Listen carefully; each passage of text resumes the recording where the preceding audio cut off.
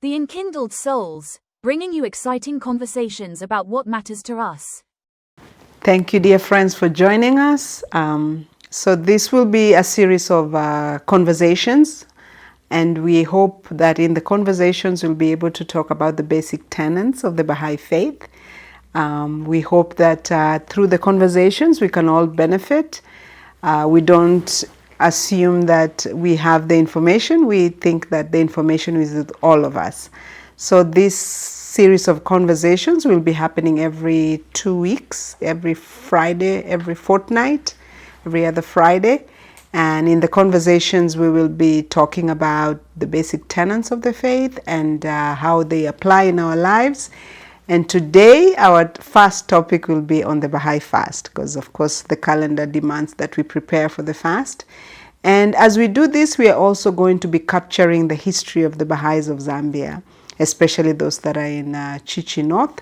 And if time allows, we'll capture the other families who are able to join us.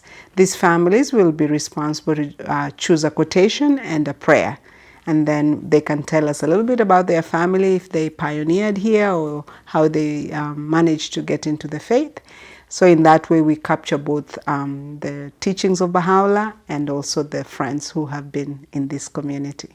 So welcome. The first guest will be Ms. Anke Grossmann, and the family hosting will be the Chola's family. Welcome, Mr. Chola. Go ahead.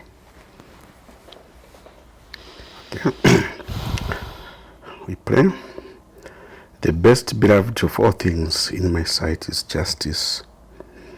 Turn not away therefrom, if thou desirest me, and neglect it not, that I may confide in thee.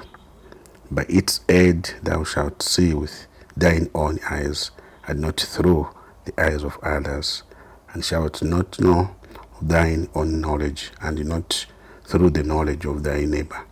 Ponder this in thy heart, how it behoveth thee to be.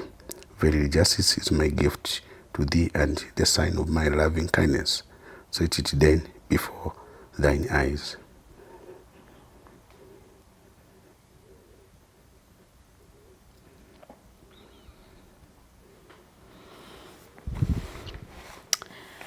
So the reading today is from Baha'u'llah. It says, "We have enjoined upon you fasting during a brief period. Beware lest desire deprive you of this grace that is appointed in the book." Thank you, dear friends, for joining us. This is Chichi North Cluster, and our hope is that we'll have some conversations that will continue for a while. And these conversations will be about different tenets of the faith. And today the first tenet of the faith that we'll be talking about will be the Baha'i Fast. So for these conversations, every group, a group of family will be hosting.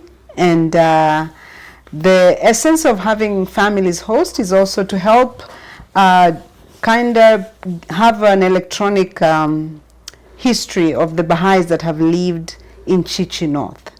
So one of the very, very earliest Baha'is that are still here is the Chola family. So each family will get a chance to host the prayer and the quotation part of the conversation, and then we'll ask just a few questions about their history. So Mr. Chola, welcome. Thank you very much, Ms. What a Amaya. pleasure to be here with you and to serve with you in Banani. Thank you very much. Yes, Thank you. welcome. Thank So you. Mr. Chola, Yes. you are among the first people that came who are still at Banani. I know many other people have been here. I know Mushota has been here earlier, but you are the one surviving. Yeah. So we will ask if you could just share a little bit about you and your family, and also tell us how you became a Baha'i. All right. Thank you very much, Ms. Amaya. Yes, and thank you for hosting me. And I'm privileged to be the first person. Sure. Yes. Well, my names are Kingsley Chola. I'm happily married to Gertrude. My wife Gertrude, and we have 4 kids, 3 boys and 1 girl. Yeah, the first born is Mwansa, the second born is Isaac, third is Davis, and the fourth one is Mutinta Chola. Yeah, so this is a blessing. Yes, yes. So we love the fact that you are still going to Kambwese. Can you share a little bit about the history of how you became a Baha'i? Well, I met the Baha'i friends in the early 90s at Kambwese Farm, because that's where my uncle used to work, and I used to go and visit him regularly. Yeah, so I met a group of 3 Baha'is. There was 1 Canadian, 1 American, and 1 Zambian from northwestern province. Do you remember their names? Yes, I remember Mr. Godwin Chinyama. I'm sure he's still living. Yeah. And then the other one is Stephen Parrott. Yeah, I don't know if he's still alive. And then I just forgotten this Canadian man. I think the name was just too quite difficult. Yes. Yeah. So it was my first time hearing about the Baha'i faith, and it felt very strange.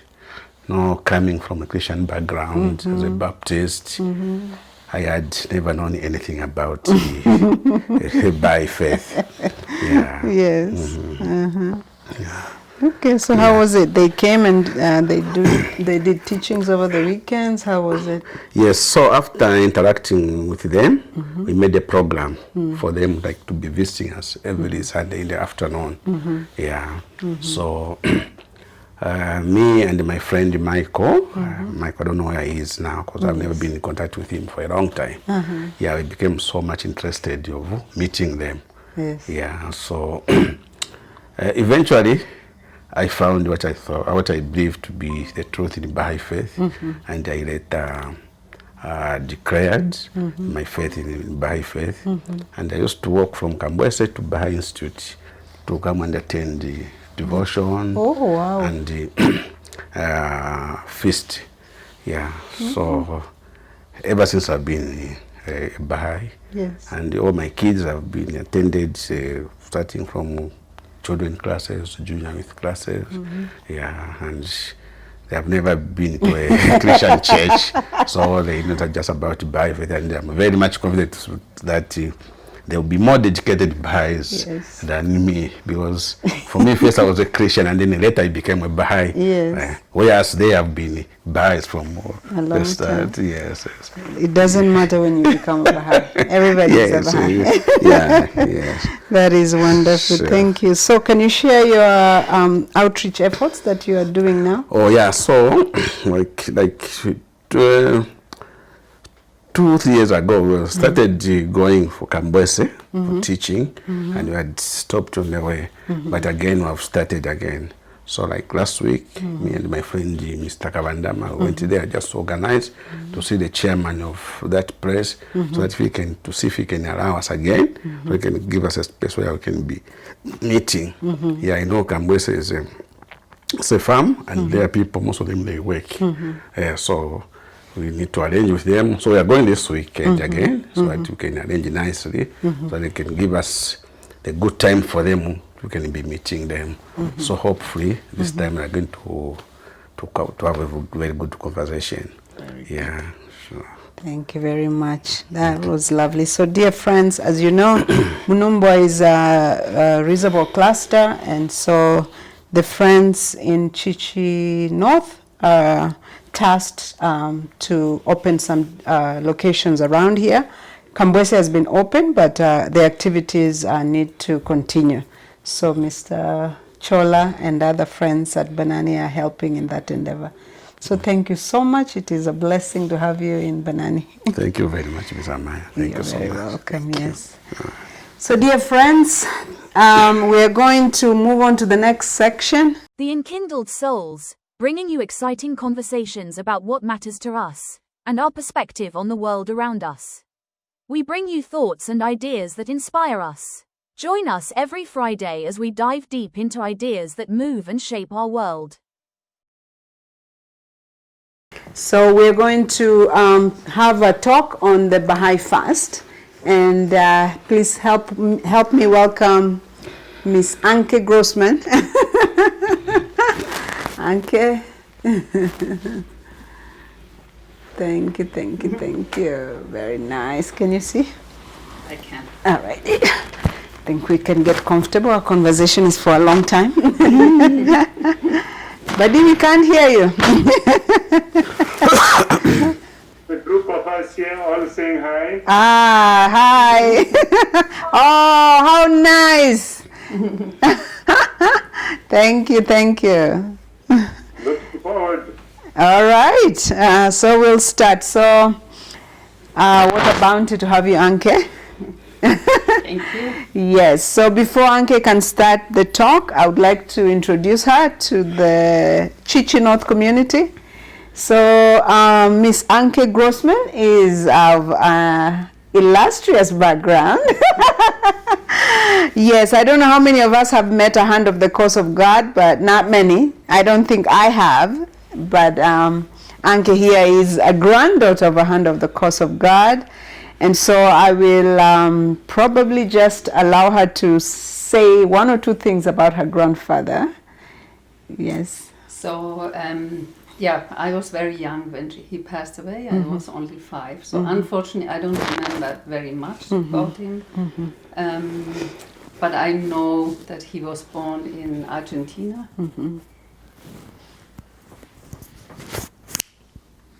Sorry, friends, Anke's mic was not on.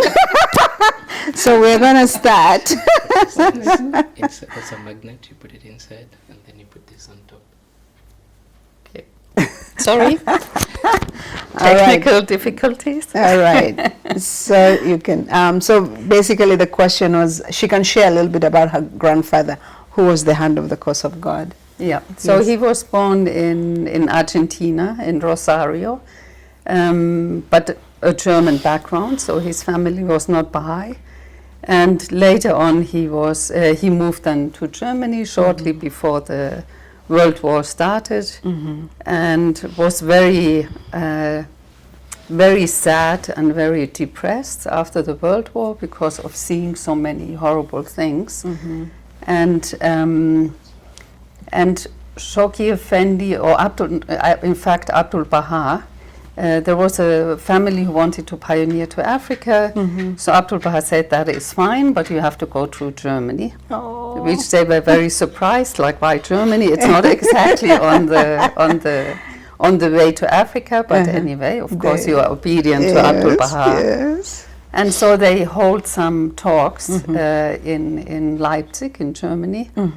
And at one of the talks, in the middle of the talk, like I think it was the last evening before they wanted to continue their journey to Africa, my grandfather entered the room and he heard the quote, like, we are the leaves of one tree, or the branches of one tree. He heard the quote.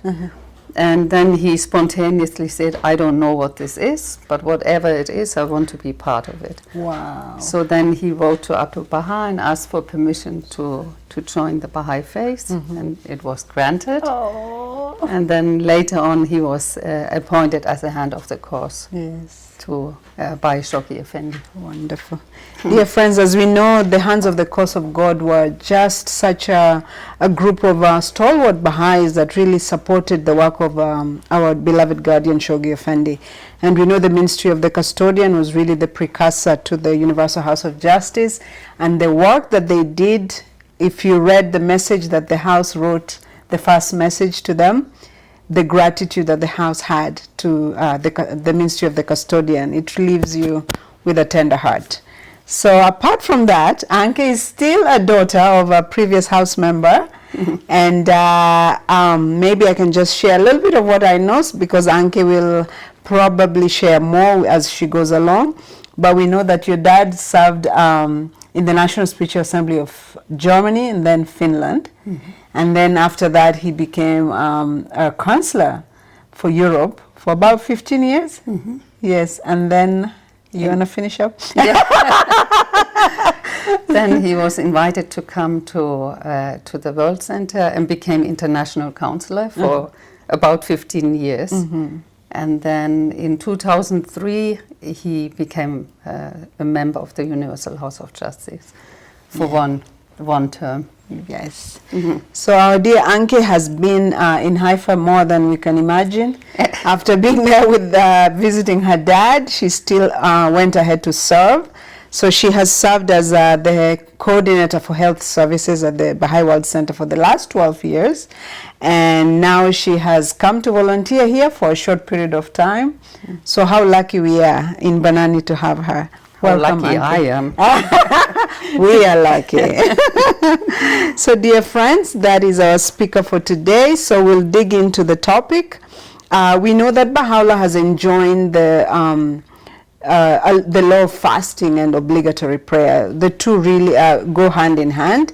So I was just actually thinking about myself and asking myself, I really want to commit that for the next 19 days during the fast, that I will not miss one single day of saying my obligatory prayer. That's my goal. But basically Baha'u'llah says that they are like two wings of the life of a human being.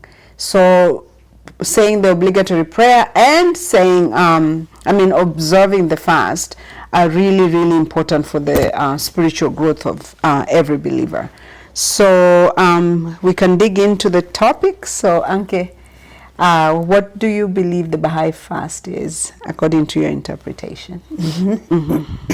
So first I just start with some facts, like because the spiritual part we will touch later on in the questions, but just some facts. As Irene mentioned, fast is one of the very few laws that Baha'u'llah gave us.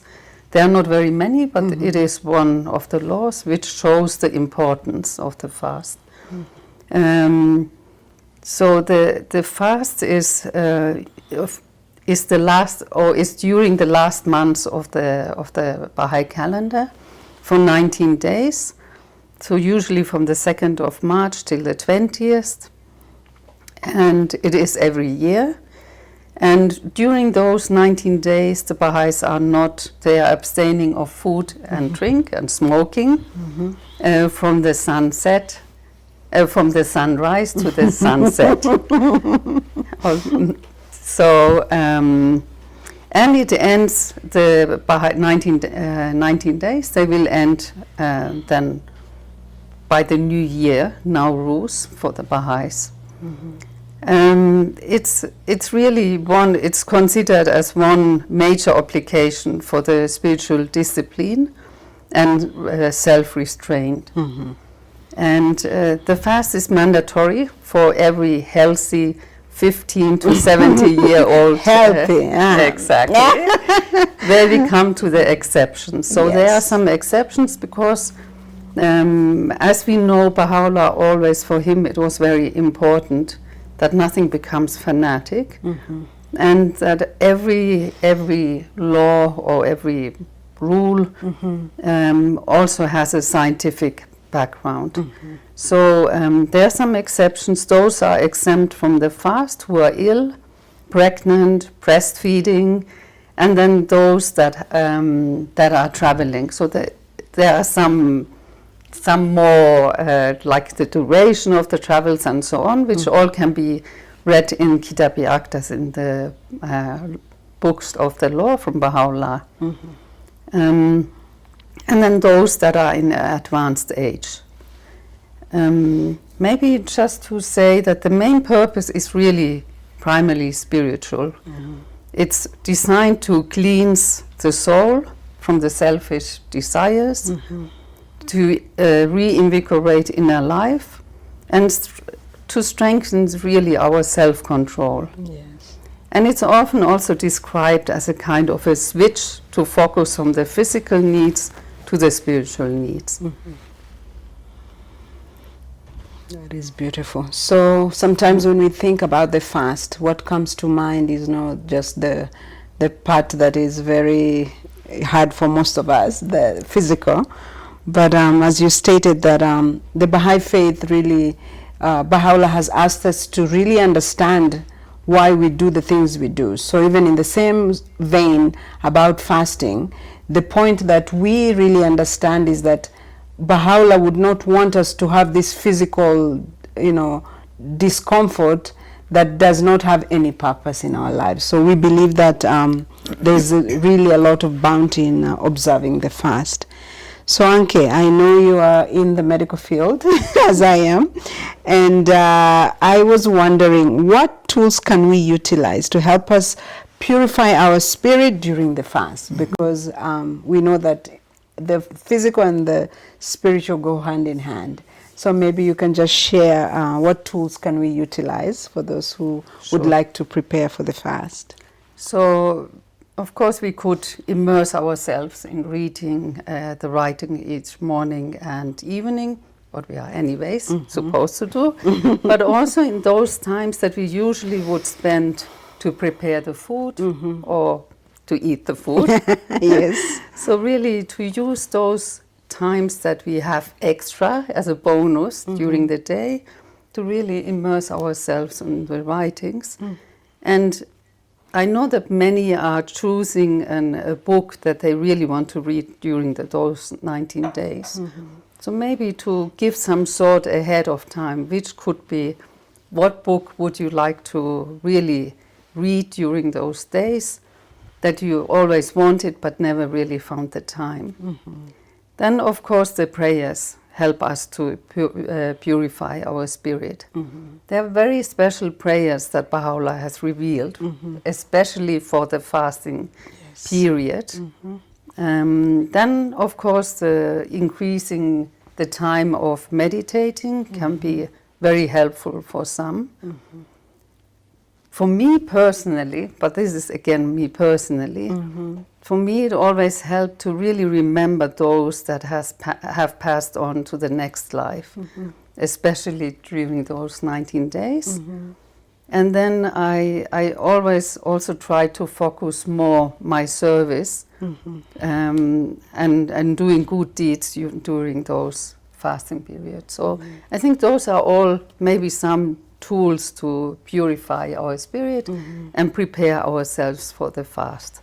Very good.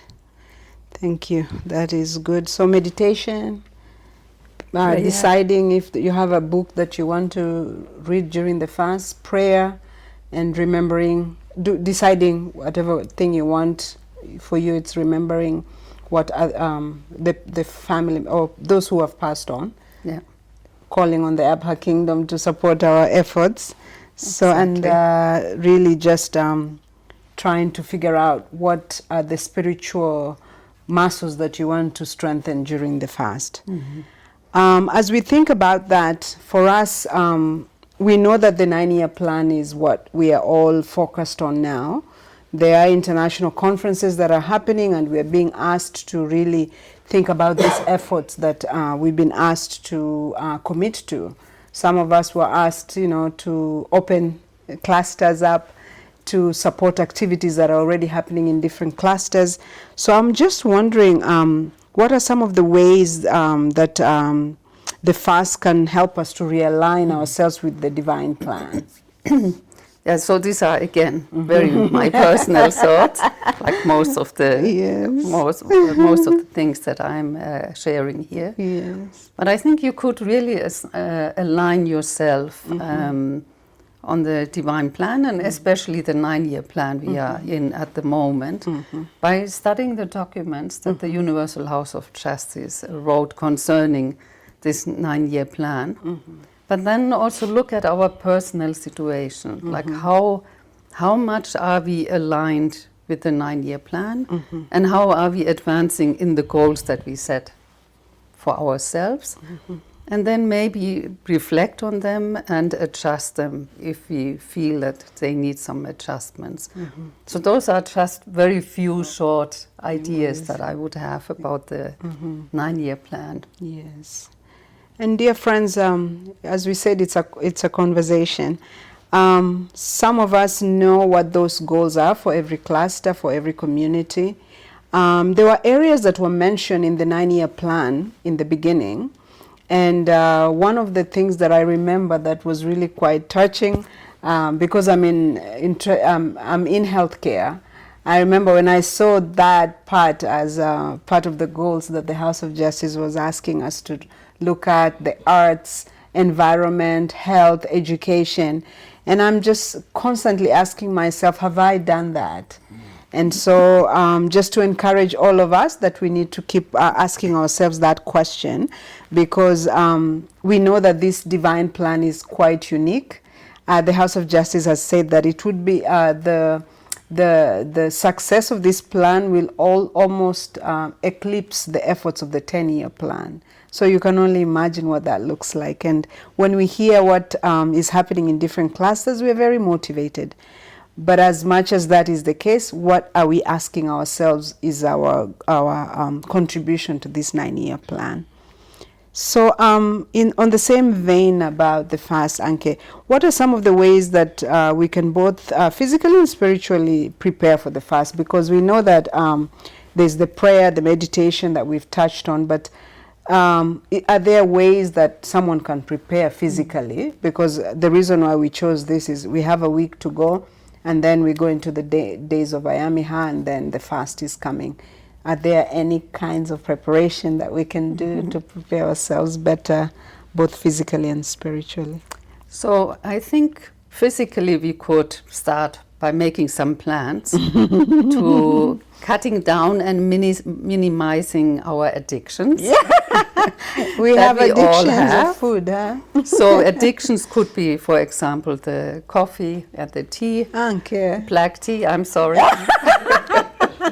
and the sweets, just because we know that they are not helpful during the fast. And many who cut very suddenly, for example, the coffee, they will get quite massive headaches or can get massive headaches. So just maybe cutting or minimizing it, going down every day a little bit so that it is easier than during the fast. So that could be one. Then we could already make a plan of healthier food intake. That could be also beneficial in the future, not only during the fasting time. Then, of course, we could, if we want to control ourselves a little bit, we could cut down on the size of our portions. So maybe just eat Shima, okay. That came from the audience. You're talking to the wrong crowd, huh? And Shima is not part of it. I have to shamefully admit I even didn't try it yet. So. I think Mushota will have a problem with you. It's a stress ball. By the time you're done with that in Shima, you are therapeutically. So that's good. Then, of course, we should, like, if we don't fast for the first time, we usually know what kind of food helps us during the day to feel full and not being constantly in our thoughts like, oh, I'm so hungry, I really want to eat and drink, because that really would interrupt also a lot the spiritual, like the spirituality that we really try to get out of the fast. True. So maybe just to make a plan already, a meal plan that we know has been beneficial for us in the previous years, and be sure that you have those ingredients already home. Then we could, like spiritually, we could prepare ourselves by reading about the importance of the fast. There's a very beautiful booklet, or I think it's a booklet, that can be downloaded on the reference library. And maybe Irene could be so nice to send it into this group, like a link to it. Because that would be a very good way of preparing ourselves spiritually as well. And then, of course, by becoming calmer as much as possible, work-wise, and focusing more on prayers and writings and less on social media. I'm not sure how well that's sinking. Yes. Yeah, maybe just to add on to what Anke is saying. So I think a lot of us, even those who are not Baha'is, we've heard about something called intermittent fasting. So in all the religions, the major religions, we know that fasting has been enjoined by the manifestations of all religions. And we know the Christians have their Lent, the Muslims have their Ramadan. So for Baha'is, it's the same kind of thought process, but really the spiritual aspects of it are really emphasized, that it would be useless for you to deny yourself food and not benefit spiritually. So really the whole idea of being able to fast is to actually think about what it means not to have. You know, this whole idea of detachment and humility in thinking about the moment I'm feeling hungry, there's someone who actually does feel hungry and they don't have food. You have a choice to fast, but others actually don't. So sometimes suffering does help us so that we are able to think about the needs of others. So when you think about intermittent fasting, there's a question somebody asked me at some point, that is it okay in the medical field for someone to stay for 12 hours without water? And I've always looked for data to qualify that, and nothing in the data says that you would be at a risk unless you totally don't drink during the time when you are open to eat. So I think to even develop a way of preparing yourself, intermittent fasting requires you to kind of not eat all the time in the waking hours of your day, and also just allow yourself a longer period before you have your meals. So people do 12 hours, they don't eat, and then 12 hours they eat. Others do 14 and 8 hours they eat, like that. So in this 1 week prior to the fast, if that is something that you may desire to do, that could be very, very helpful. So for those who are interested, it would be nice to look it up. It's intermittent fasting, and I am very passionate about that. And As you can tell. And I think it's a good way to start preparing how you can survive the 12 hours. Anke, I'm going to get off the writings a little bit, and I'm going to ask you, I know you have been in many places. You have pioneered to Moscow. Yeah, so we Siberia. pioneered first as a child, I pioneered to Finland. Finland. With my parents, and then later on to Belgium for 8 years, and from Belgium to Siberia for about 2 or 3 years, and then Moscow for 11 more years. Yes. And then after that you were in Holy Land. Yes. I'm sure in all these directions that you've been, there must be some stories that have stuck with you in your heart that maybe we can ask you to share one of those, or any that you remember that concerns the fast. Yeah, so I really try to remember, and I think the most memorable are actually about my children. So it wasn't even connected to the different countries that I went.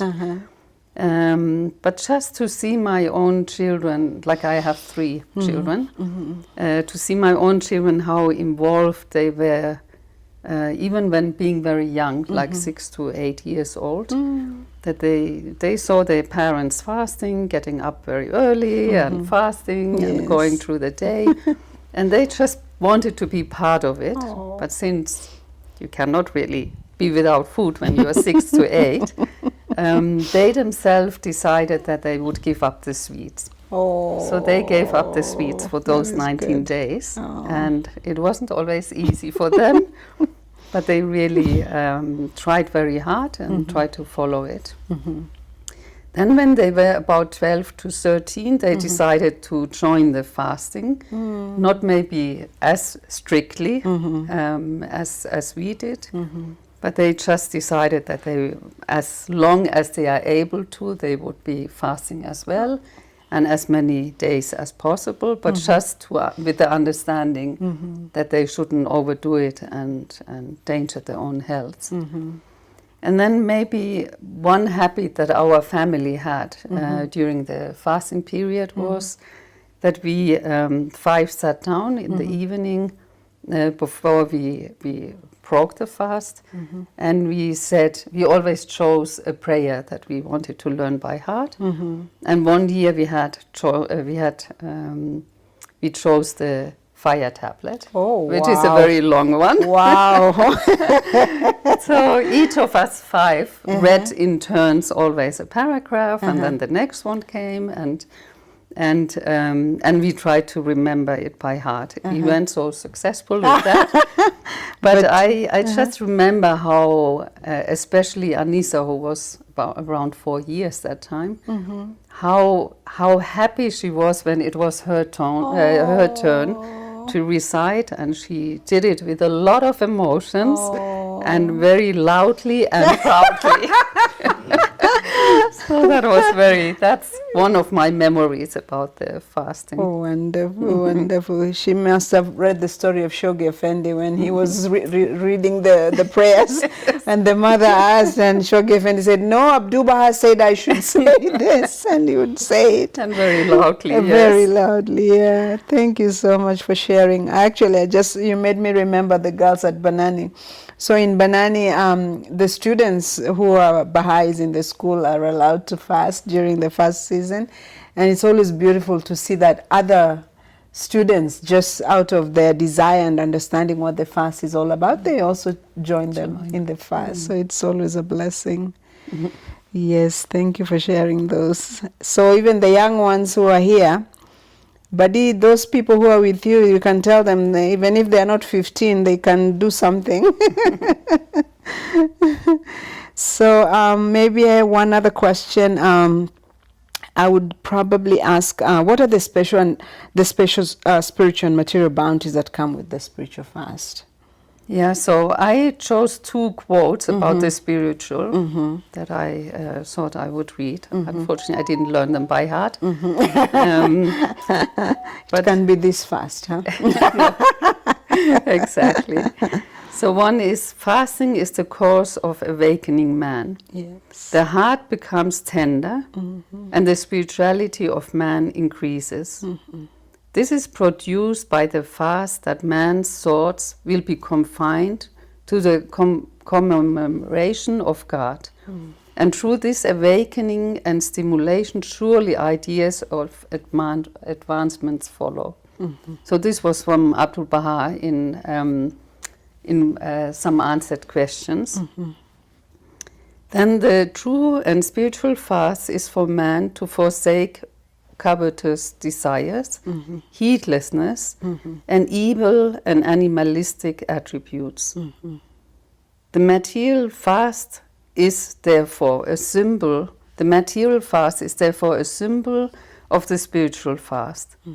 It is like saying, "O divine providence, as I am abstaining from bodily desires and from all occupation with food and drink, even so purify and sanctify my heart from the love of anyone save thyself, and shield and protect my soul from corrupt inclinations and satanic qualities, that my spirit may commune with the breath of holiness and fast from the mention of all else besides thee." Then some of the possible physical benefits, like not all of them are physically proven, but since you wanted to know, in fact, like at least from the Hopkins Medical Faculty, they said that that fasting offers various potential benefits for physical, metabolic, and mental health. For example, weight loss and fat burning. Because overall, usually, most of us at least, the calorie intake, of course, is much less. And it helps the body to use its stored fat reserves for energy. Then the blood sugar will be improve the blood sugar levels, because we are not constantly giving food and stressing out your pancreas and the insulin. Then the heart health will be increased, because it's linked to reduction in several cardiovascular risk factors, like lower the blood pressure, cholesterol levels, and so those are some of the benefits. Then reduced inflammation. Yes. So the chronic inflammation will be much less because we are eating less. And then on a cellular level, the cells will be repaired. Yes. So those are just some of the benefits. There are many more, like resting the digestive system, then improving the brain function, and then of course increasing the self-control and awareness. Yes, discipline. So there is a lot in the literature and online that can be studied about this. But as we know, our main goal is not necessarily the physical health, it's really the spiritual health of it. All right, thank you. They're willing, someday we will have maybe podcast on just nutrition. I'm very passionate about that, so I have been planning, but I have not managed to have that podcast. But we'll have a podcast where we talk about different options that we can pursue to improve our health. So for our last question, Anke, I know some of you may not know, but Anke is a homeopathic doctor. So from a homeopathic point of view, what are some of the eating habits that you would suggest? Some things to avoid, some things to maybe add? What would be a decent breakfast or something to do when you're opening fast, just to help us so that our body doesn't get a shock when we eat or when we stay without food for a long time? So I'm going more from the naturopathic point of view than like really homeopathic. Yeah. But these are just some of my personal thoughts about it. So it's good to know, for example, that proteins, fats, oil, that those digest much slower and keep us much fuller than carbs. The carbs are really like when we take them, they are much less keeping us full for longer periods. Mr. Saputo is very sad to hear this. Are you okay with that, Mr. Chola? So really dominating our... I definitely am in the wrong country. No, I think there's a study that actually said that when there was a study that was done in most parts of the world, and it is a fact that most people actually eat a lot of carbohydrates. Yeah. In the Western world, we eat it in terms of cereals, and in the African culture, we eat it in many ways. So it's not only limited, yes, but it's hard for us here.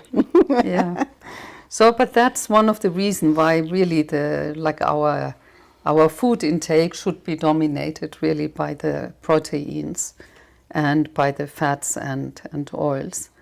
And just to give an idea, what would that be? That it could be meats, it's fish, cheese, lentils, eggs, tofu, nuts, seeds, grains and vegetables.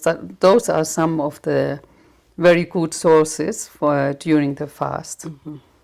It would be important to really avoid sugar, because the sugar is in our blood system for 30 minutes and then we crash. So that is really not helpful at all for us to feel like more energetic. It's such a short solution, only for half an hour. Then of course it's very important to be enough hydrated. Otherwise we are prone to have headaches. Like probably we have headaches anyways in the beginning, but it can be very much remedies with enough hydration. And we should be trying to drink 2 to 3 liters of water the day. Some of us, me personally, have big difficulties in drinking water. So just adding some slices of lemon or some other taste into the water will maybe help then to drink. And so we should start our fast definitely by about 1 liter of water. And we should finish, when we start eating again, we should drink at least 1 liter again. And we should try to avoid coffee and black tea, because they don't hydrate. They do the opposite. They actually dehydrate our body.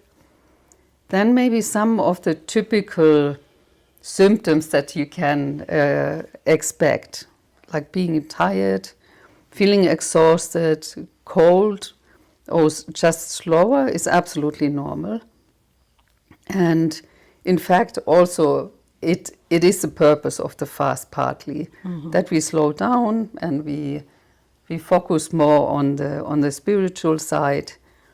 Then feeling cold, it is absolutely normal, because our metabolism is also slowing.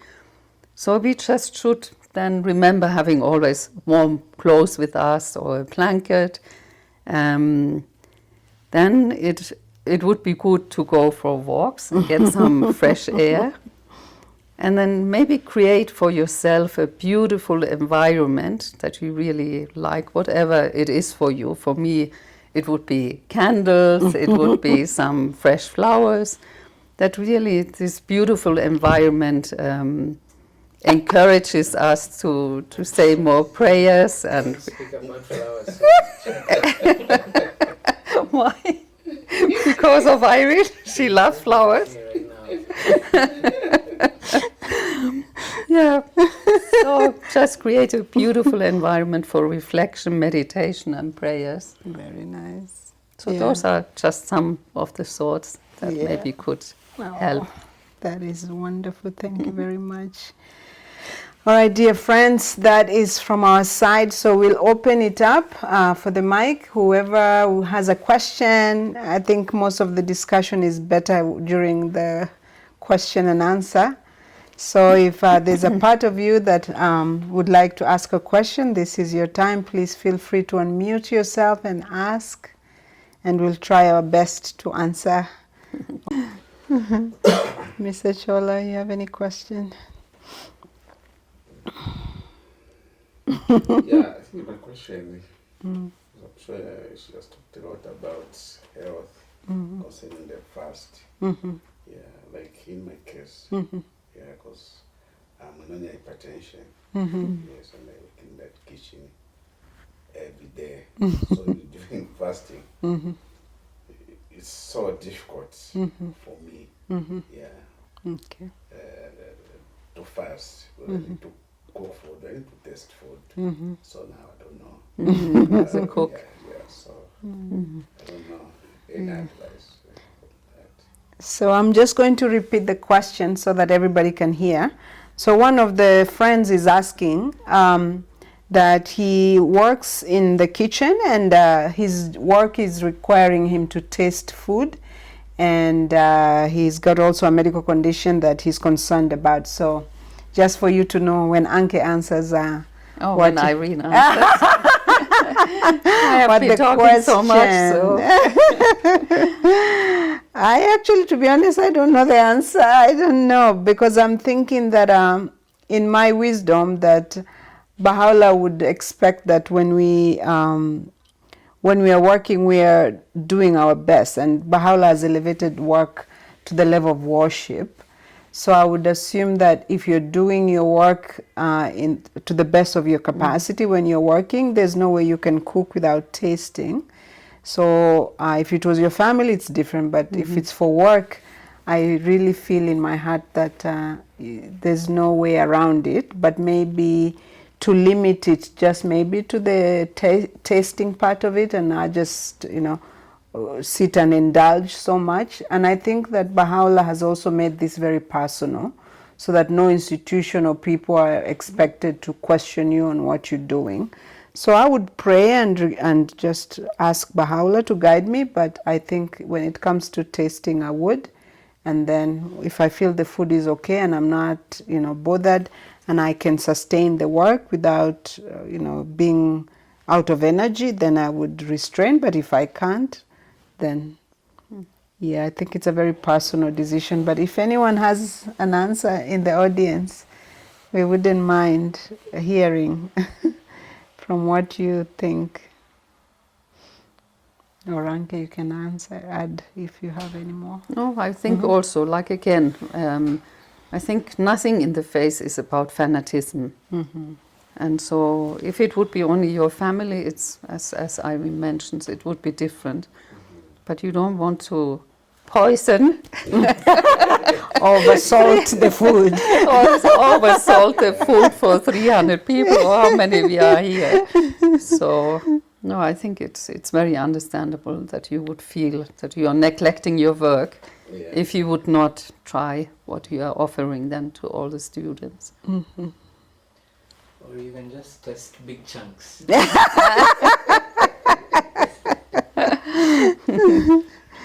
the salt is okay. Yeah. That's also part of hard labor. Like if you're working in a kitchen, A lot of work. it's really a serious test. Yeah.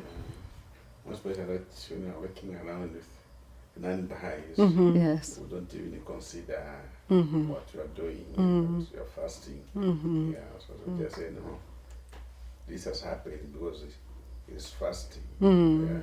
At the end of the day, the students will complain doing things with too much salt, less salt, because the cook is busy fasting. So, Yes, yeah. I think that is understandable. Yeah. Any other questions? Maybe just to appreciate the people in the audience. I see Mr. Ganagi, Mush, Mr. Munchin. Mr. Mchini, are you fasting? How is everyone? How is everyone? We are very good. How are you? I'm okay. Yeah. So from the conversation, it's something that I think is food for thought. Uh-huh. Yeah. I think there. Good choice of words, Mr. Munchin. That one. So we'll see. When is it starting? I missed the first part of the question. I think On the 2nd? Yeah, 2nd of March. Yeah. 2nd of March until the 20th. Okay. Thank you so much. Thank you. All right, maybe Mush can say a few words. We just want to hear your voices. So we'll start with Mushota. Mushota putting in the spot. I know. She probably is. Yeah. Okay, then we can go to Badi and Tim. I expect a lot of questions, and I know they have a lot from that crowd. Yeah. Then they're going to wait for the evening and ask. Badi, any questions from your team?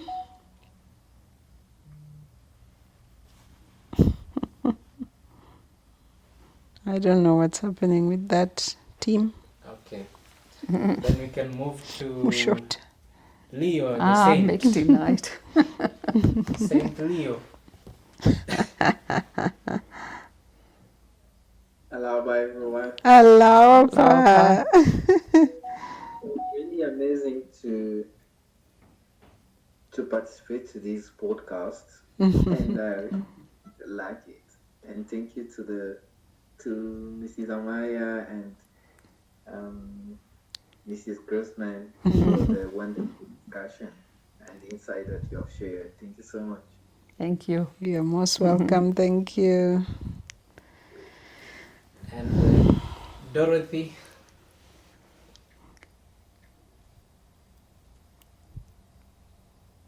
Aloha, dear friends. Aloha. I'm so glad I joined you today. I just found a link in a certain group from my region, so I was glad to join, and I really have benefited from the insights. Thank you so much. Oh, that's nice. Thank you. Thank you so much, Dorothy. Then we have Patrick. Onzere. That's our neighbor at home.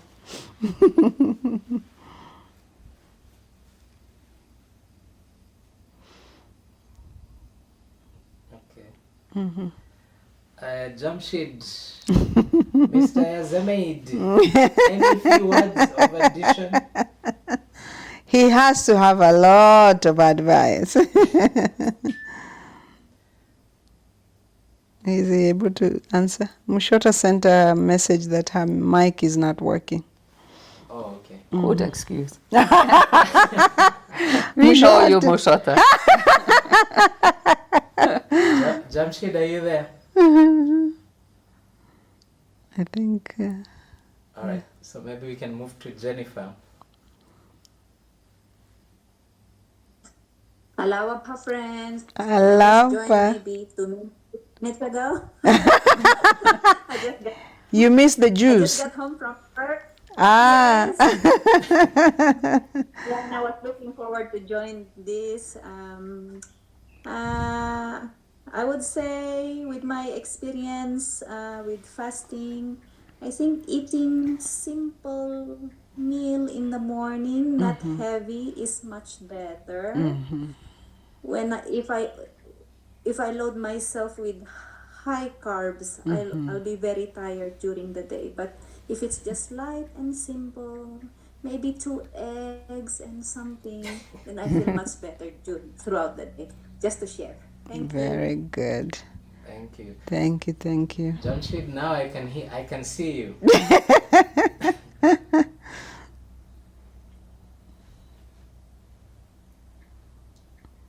Jamshid, are you there? Putting on the spot. I don't know, maybe it's the mic also. Yeah, the mic is broken. That's okay. Okay. I see there's Kelvin with the space shuttle.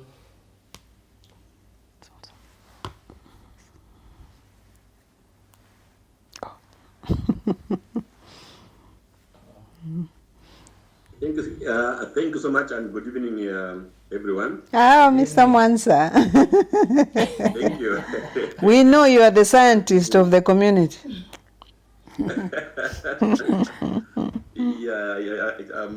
I've just quite learned a lot.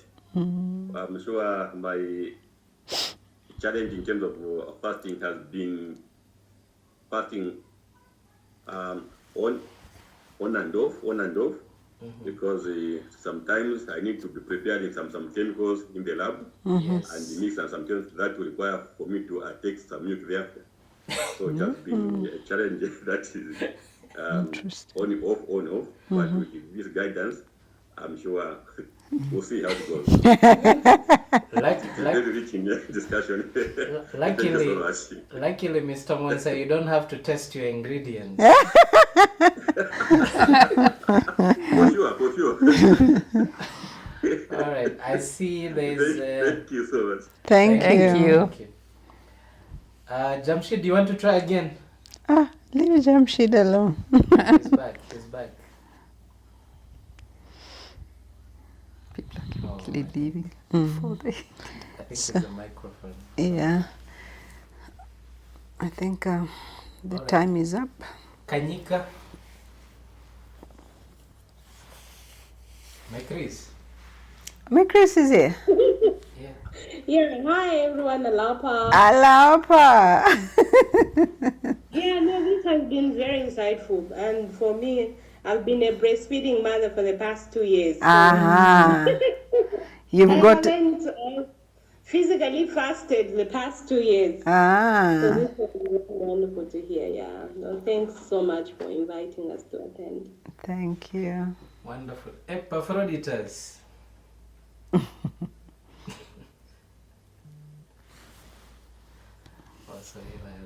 Hello, Pa. Hello, Pa. Ah, yes. Just pause, Epa. Jamshid, you're back. You have been called so many times, you are out of luck. No, I moved to Sohela's phone. So I didn't want to... Hello, Pa Sohela. I didn't want to disappoint anyone, so I tried my best. Welcome.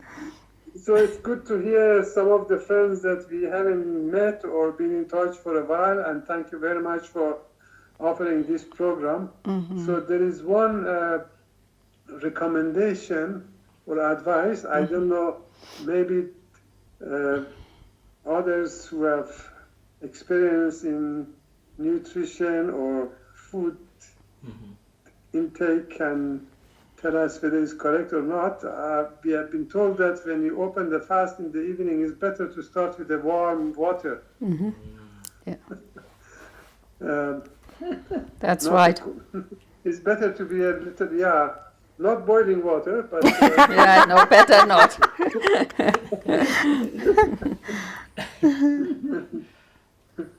So Yes. I think that's all for now. Thank and, you. What's the sunset and sunrise at Banani? I think it's the same as Lusaka.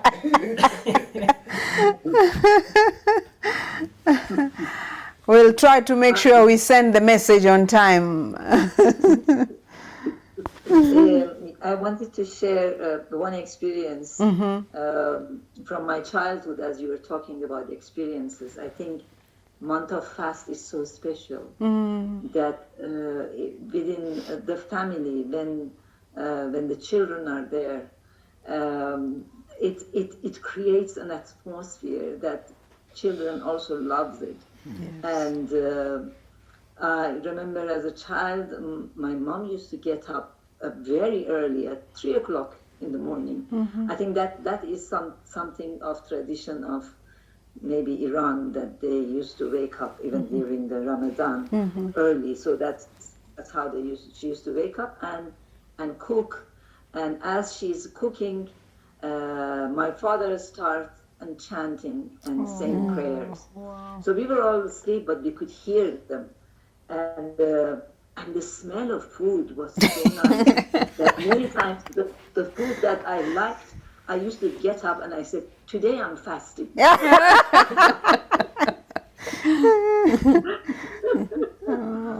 So that was one of my memories. Beautiful. Thank you for sharing. Thank you so much. Thank you so much, Sohail. Epa, now we come to you.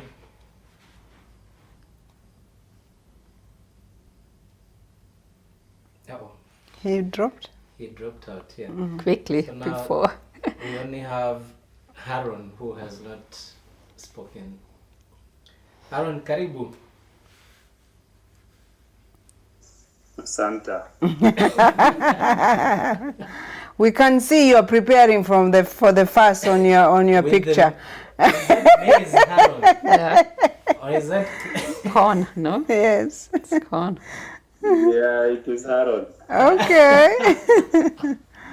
Yeah. No, I haven't stopped fasting ever since I turned 15. And wow.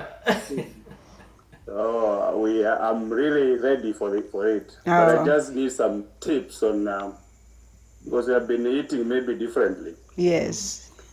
So I'm just here to listen for the breakfast, what and but I'm happy to be here. Thank you, thank you. Haron, she said maize and ugali is not one of the most recommended. It's dangerous. She's touching souls and stomachs now. Yeah.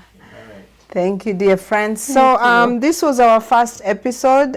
We are hoping that every 2 weeks, a fortnight, we will have a conversation about a tenet of the faith. In another way, we'll also use the moment to capture the history of the Baha'is of Zambia and Kenya. I can see Haron. I don't know where you are now, but this is limited to Zambia. I'm in Kisumu. You cannot be counted. So we are hoping by capturing both as we do the episodes, we also capture the history of the Baha'is of Zambia. So we'll be asking different families to say prayers and quotations, and in that way it will be electronically stored, and every episode will be posted online so that friends can go back and see and learn from whatever was shared, so that if you are not able to attend, then you'll still be able to get the insights. So our next topic will be on the obligatory prayer. As we said in the beginning, that the two are like two wings of the life of a human being, as Baha'u'llah puts it.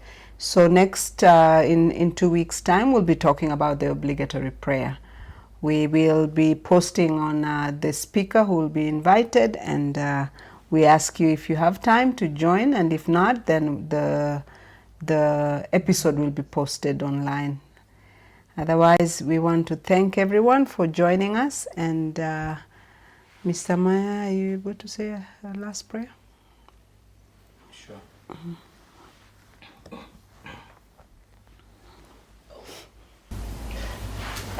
Let's pray. O God, my God, shield thy trusted servants from the evils of self and passion. Protect them with the watchful eye of thy loving kindness from all rancor, hate, and envy. Shelter them in the impregnable stronghold of thy care, and safe from the darts of doubtfulness. Make them the manifestations of thy glorious signs. Illumine their faces with the effulgent rays shed from the dayspring of thine divine unity. Gladden their hearts with the verses revealed from thy holy kingdom. Strengthen their loins by thine all-swaying power that cometh from thy realm of glory. Thou art the all-bountiful, the protector, the almighty, the gracious. Ya Baha'u'llah.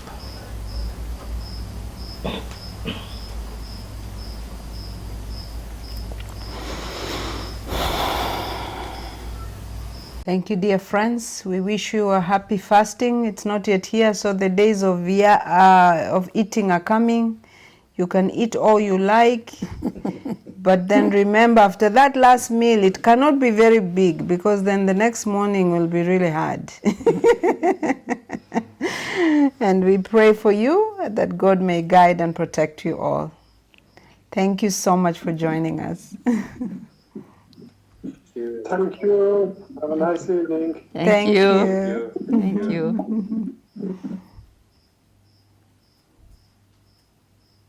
What was he doing?